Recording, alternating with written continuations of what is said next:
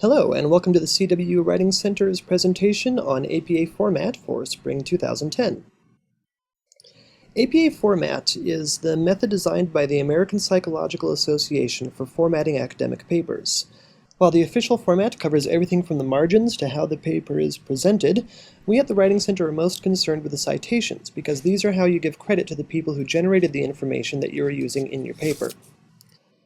You should cite your sources any time that you are borrowing another author's words in a direct quotation, their ideas and paraphrasing it in your own words, using numbers or dates, or essentially using any information that did not originate in your own mind. If you don't cite your sources, this is known as plagiarism, simply taking credit for someone else's words or ideas. Easiest way to avoid this is citing all your sources every time you write an academic paper. If you do plagiarize, there are a number of possible consequences, including getting a warning, failing the assignment, failing the class, being placed on academic suspension, or even being expelled from CWU. Obviously, these are all things that you want to avoid. We at the Writing Center are happy to help. As you are researching, you want to make sure that the sources that you are using are reliable. One easy way to do this is to make sure that you only use the CWU library databases when you are doing your research, and as you are searching, be sure to set the database to search for peer-reviewed articles. This makes sure that your source has been reviewed by other members of the academic community and is as accurate as possible. Avoid using Google if at all possible. While it can turn up a lot of interesting information, much of it will not be academically credible. Never use an unofficial website, such as a personal weblog or Wikipedia, as a source.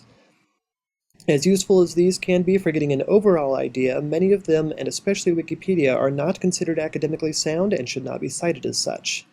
If you have any doubts about any of your sources, feel free to ask the Writing Center or a librarian. We'll be happy to help you determine if your sources can be used in your paper. As you're writing, you will want to use parenthetical citations to give credit. The first time a source is used, spell out the author's last name and then provide the year that the source was published in parentheses. For instance, Green, Smith, and Johnson in 2008 claimed that, whatever they claimed. If you are including a direct quotation from a source, make sure to include the page number that the quotation comes from. In this case, Green claimed that CWU students are terrific on page 23 of the source document. If you don't use the author's name in your sentence, then include it in the citation. In this case, many students attend classes at CWU. This information was found in a paper by Green that was published in 2008.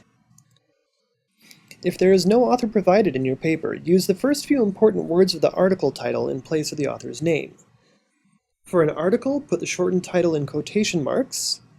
For books or reports, underline or italicize the shortened version of the title.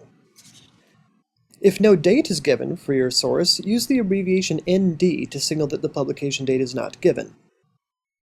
A note about punctuation. Anytime you are including a parenthetical citation, the period at the end of the sentence should go at the far outside of the citation, outside of the parentheses. The period should never appear before the parentheses. This helps make it clear which part of the source document is included in the citation. On your final reference page, all of the sources you cited in the paper must be listed. List them in alphabetical order by the author's last name, or if there was no author name given, alphabetized by the first word of the title. Use a hanging indent rather than adding extra space between entries. A hanging indent simply means that the first line extends further to the left than the rest of the lines in the citation. You'll see a number of examples of this in the following slides. If you are citing from a book, list the author's last name and first initial, the year it was published, the title, the city of publication, and the publishing company. If there are two or more authors, list each author's last name and first initial, separated by a comma. For instance, B. Green and J. Smith in 2008 wrote A History of CWU, which was published in Seattle by Penguin Books. If you are citing from a newspaper or magazine, very similarly, include the author's last name and first initial, include the year, month, and day that the article was first published, the title of the article, the name of the source in italics, and then the page numbers that the article was first published on. If you are pulling from a magazine, include only the year and month of publication, not the day.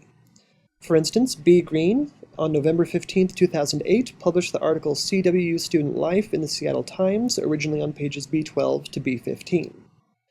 If you are citing a professional journal article, once again, the author's last name and first initial, the year of publication, the title of the article, the title of the journal and volume number in italics, and the page numbers that the original article was published on.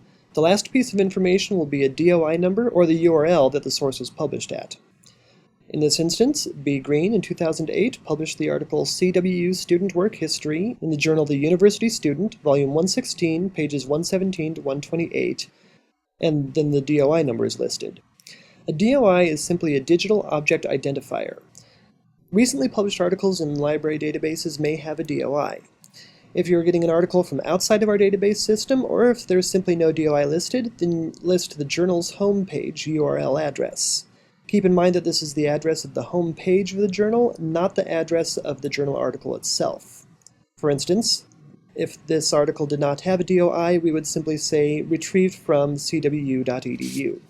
If you were pulling an article from a website, once again, the author's last name and first initial, the year, month, and day it was published, the title of the article or page, the name of the website, and then the address that this was retrieved from. Keep in mind, any time that you are writing out a URL, do not place a period at the end, as this can break the URL and make it difficult to track down the source information.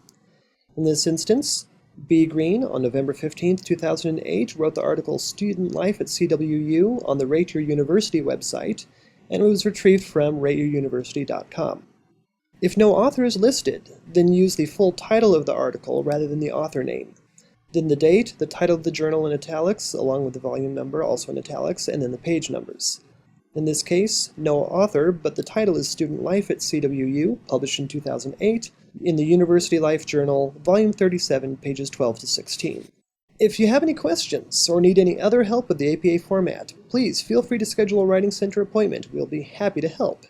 It could also be useful for you to get a copy of a writer's handbook. The two that we recommend are the Easy Writer by Andrea Lunsford and the APA Publication Manual 6th edition. Thank you very much. I hope this helped, and of course, as I said, feel free to come by the Writing Center anytime. We are happy to help you out.